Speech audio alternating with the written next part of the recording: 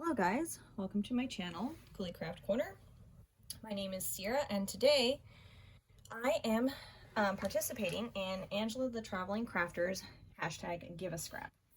So the whole premise is to use scraps and upcycle things that generally get thrown in the garbage, you know, salvage things, which a lot of us junk journalers are great about doing because we really value the idea of being able to reuse things. So my main thing here, last year I participated and I used butter boxes. And this year I'm using a thing of packaging from toilet paper. I got this on clearance for $7.05. It was originally like $16.79. But it's got all these beautiful bird images on it. I've never seen prettier toilet paper packaging. So anyways, today I wanted to upcycle that into a decorated envelope. So I feel like most of us junk journalers have hundreds of these things lying around. We thrift them all the time. You know, I don't know, everybody comes across envelopes. If not, it's very simple to make one out of other scraps. I'm just going to take mine and I'm trying to see if you guys can see. No, you cannot. Anyways, I'm just going to take mine and try and peel the glue back a little bit. Well, not a little bit. I'm trying to take the whole thing apart. Anyways, I just want to say thank you real quick to Angela for including me in this. I'm very excited to be partaking again in Give a Scrap. I think it's such a great idea. And she picked such a group of creative collaborators for this that it's really interesting to see everyone's different takes on this. And the best part is you get to tag a couple of friends to be able to participate and kind of join you. So for me, I would love to see the renditions of Shay from Olive Shay and Crystal from Papercraft Crystal. And I would love to see what they create. They're both great creatives, great at using scraps. I would just love to see what they do. Man, this side of the envelope is giving me a hard time. I'm just going to trim that because you won't see that part. I like to put envelopes in my journals, kind of bolstered sometimes as pages. Got a little botch, so I might have to cover that. But anyways, when you're done, it should look, you know, like an open envelope. There we go. Now, I have a roll of this lace here. Let's see, oops, the lighting is going to be rough. I wonder if I need to readjust some things. But maybe the lighting will help in this case. Oh, that looks pretty. Okay, I'm glad you could see the rose pattern on there. So essentially, I'm just going to take some Fabri-Tac and I am going to glue this down on the large section of the middle of the envelope. I kind of want to do like a messy a messy stitching look to kind of almost applique this little bird piece onto my envelope. When I first held it up to the envelope by itself, it looked too plain. So I grabbed this really pretty rose lace and I was like, yes, that's the right touch. That's what it needs. So just going to do this. And you know, I really have not ever altered envelopes this way, but I don't really know why not. I mean, aside from getting that one side off, it's not too difficult. So I got glue on this guy here. I'm just going to lay it down on my envelope. Flatten her out a little bit. Ooh, glue on the hands. Okay.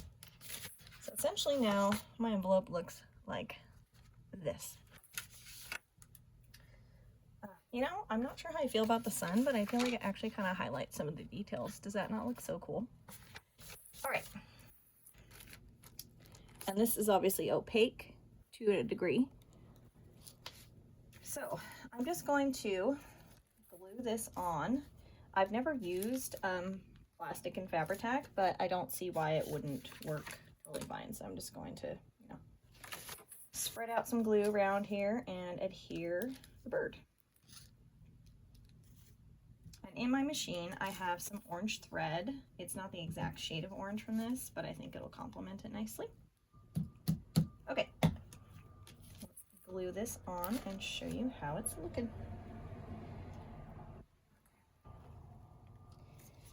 Now, since this is the top of your envelope, if you're adhering something, you want to try and make sure it's facing the right way. Otherwise, I would have put it upside down, and you don't want that.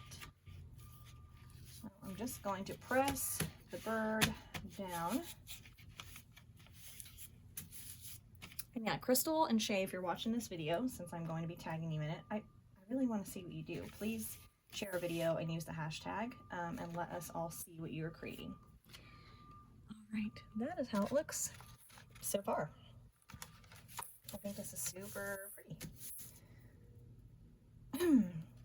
So I think the idea is I want to do some like messy stitching all around the bird. I've never tried to sew on plastic with my machine here. This is the sewing machine I got for my 16th birthday almost 20 years ago. So now y'all know how old I basically am. But yeah, I think it's Joanie, I think is how you say it. Anyways, I've had it almost 20 years, still works good. You know, I kind of got back into using it when I got into junk journaling. I had set it aside for 13 years. I hadn't sewn for a long time. All right, so I'm just trying to give my glue here a minute to dry because I don't want to gunk up my needle and thread. Does that not look so cool? I'm like geeking out over my envelope here, guys. Sorry. Alrighty. Let's see. Why is my thread looking weird? Okay. So I'm gonna pull my thread to the back. My bobbin thread is already in the back. Turn my machine on. And for this, I'm just going to use a regular straight stitch. Just to the middle here.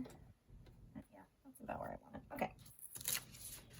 So then I'm just going to slide it down. Like I said, I'm a little nervous to see how it sews through this plastic. I hope it doesn't rip it. So this is an experiment with you guys. Oh, get my presser foot over here. Or pedal. This is the presser foot. I don't know what I'm talking about. Alrighty. Let's just give it a go. I don't think I've ever sewn on camera, so hopefully y'all can see. Okay, why are we not working? Good enough. Okay. Sewing machines, if you're not using them all the time, is kind of a guess and check. Okay.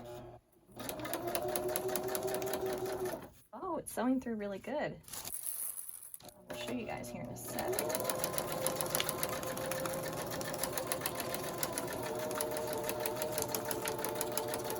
And I'm just going around messily because I want it to look kind of shabby.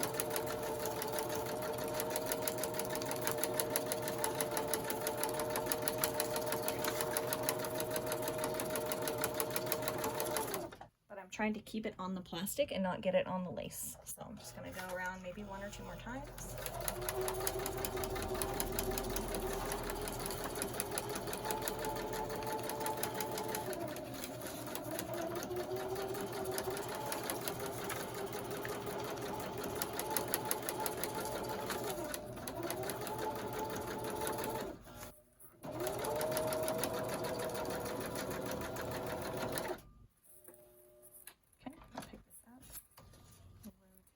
Because I got it a little close to the edge.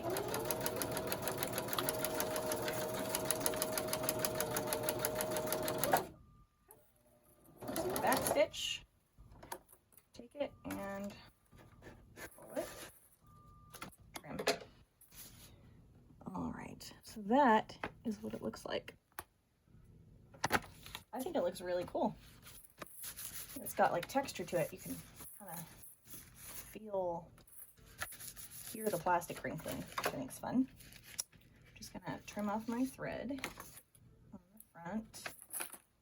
I guess the back is not as super crucial because it's gonna be mostly covered, but in case you want to tuck stuff in that you don't want like catching, I'm just gonna close it back up. Okay. Now I'm going to re-glue my envelope. And obviously the reason you take it apart is so that way when you stitch, you don't stitch through your envelope and then you won't be able to tuck things in. So just wanted to say that in case it was not obvious what I was doing there. Hopefully this angle, like I said, I can't really see what's going on, but hopefully it's not a terrible angle for you guys, the viewer. I mean, if you like this type of setup where I show you more of how I'm sewing or setting things up, if you like that, let me know. I can definitely do more like that. Anyways, I'm just going to, like, it'd be fun to do a snippet roll maybe where you guys could see more, maybe zoom in a little bit more. Alrighty. That is how it looks. Now, I'm just going to give it a second to dry, and then I think I'm actually going to snip off these little edges of the rose lace, just because I don't really want them to stick out on the sides. I don't mind them sticking on this. I think that actually looks really pretty. And I don't really mind a bit on the bottom, because if I bolster this in a journal, it'll be almost like a page, and the decorative elements aren't bad. I could leave it alone, but I'm just going to trim it off. Grab my fabric scissors, which I've had these since I got my sewing machine. Probably need to have my son sharpen them soon. I don't know what brand they are, to be quite honest. They say stainless. They're made in Brazil. Softy. Mundile? Let's see if I can show you that. Mundile, I guess. Alrighty. I'm just going to trim real close to the envelope, trying not to cut the paper because I don't want to dull my fabric scissors.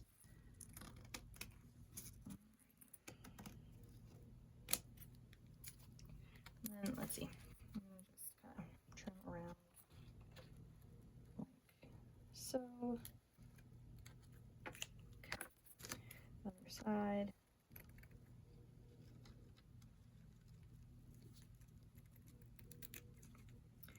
And if you don't have a channel and don't feel comfortable sharing, leave me a comment down below. What is your favorite way to use scraps? Are you someone that likes to be able to do like layered things? Are you someone that likes to use them for more like, just decorative elements? A little bit of snippet of here or there. What do you like to use them for in your crafting? I'd like to know. All right, guys, I think that's actually going to be all for me. I'm just maybe going to secure this a little bit more at the top, just so the lace doesn't flip around a little bit. Alrighty. And before I jump off here, please check out the list of ladies down in my description box that are doing this as well. And if you click on the hashtag, you'll see videos of not only the collaborators that Angela reached out to for this collab, but also people that have been tagged and been posting videos. So it's just this circle that keeps on going, which I think is amazing. So again, Angela, thank you. And thank you guys for watching my altered envelope. All right, bye guys.